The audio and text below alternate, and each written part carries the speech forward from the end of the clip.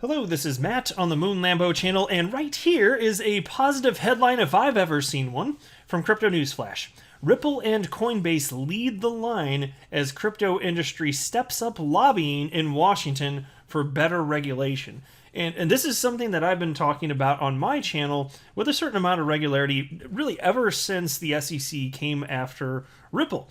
Because whether you like it or not, and I think a lot of people don't, and that's perfectly fine, whether you like it or not, though, lobbying is important in the United States.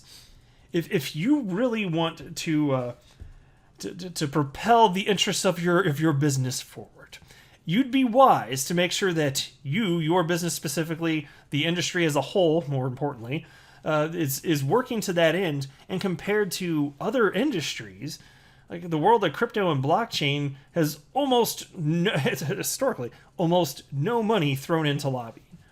And so, like, Ripple being the adults in the room here, yes, they've always made relationships with people, this and that, people that work within the federal government specifically, as well as state and local, of course, but specifically the federal government, yes, they've done that. But what about Congress? Specifically, what about where all of the laws, like the important laws on a federal level, like what about where the real power is situated?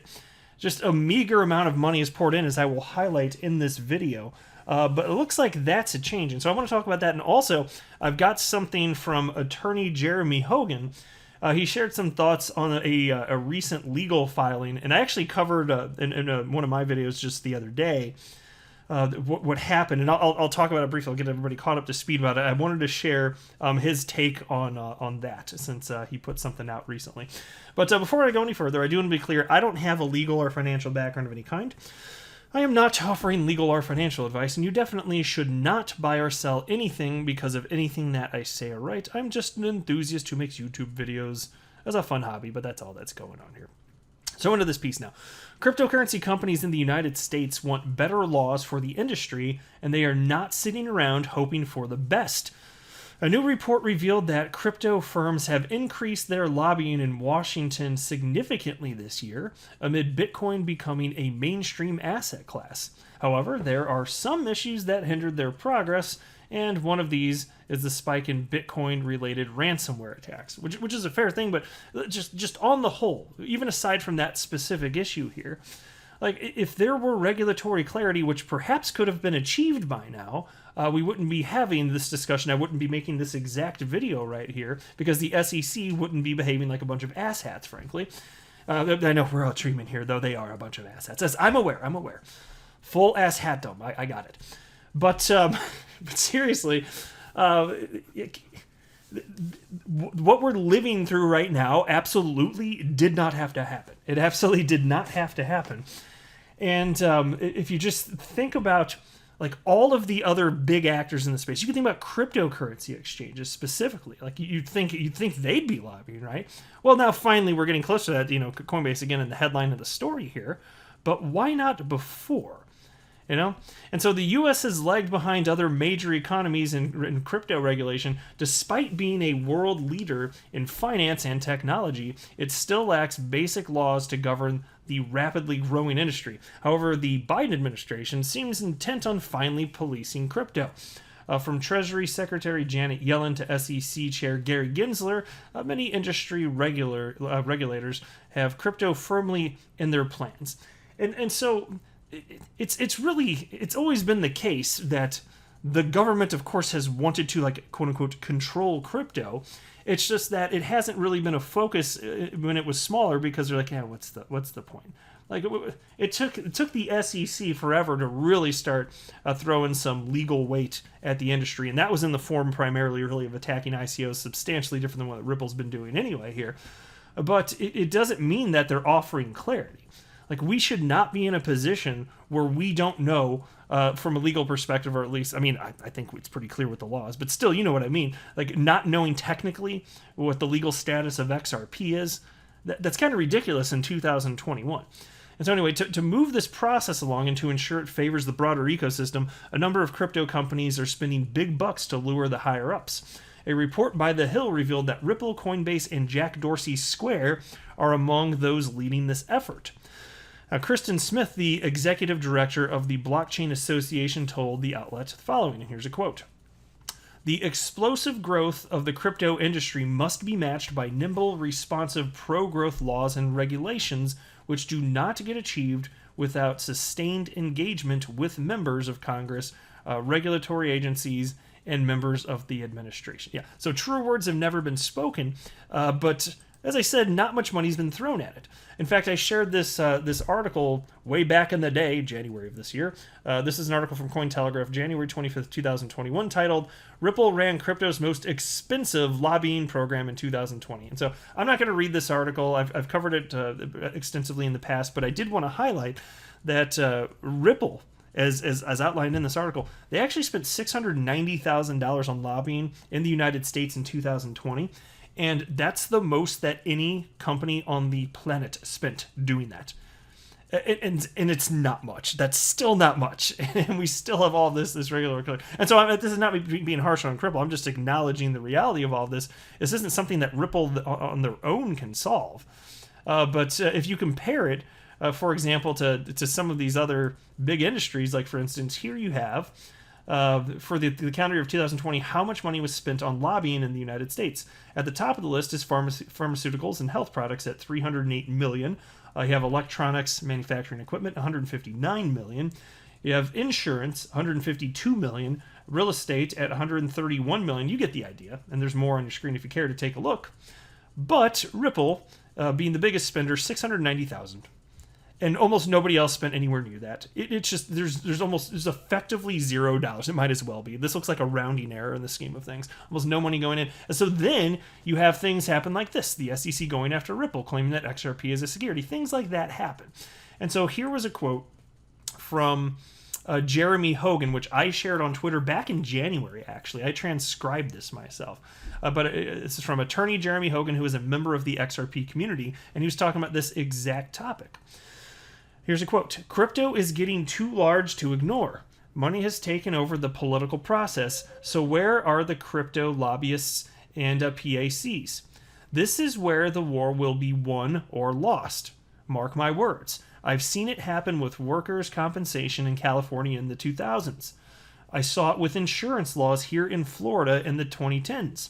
The insurance lobby got laws changed and won the war, even when they were losing the battles in court.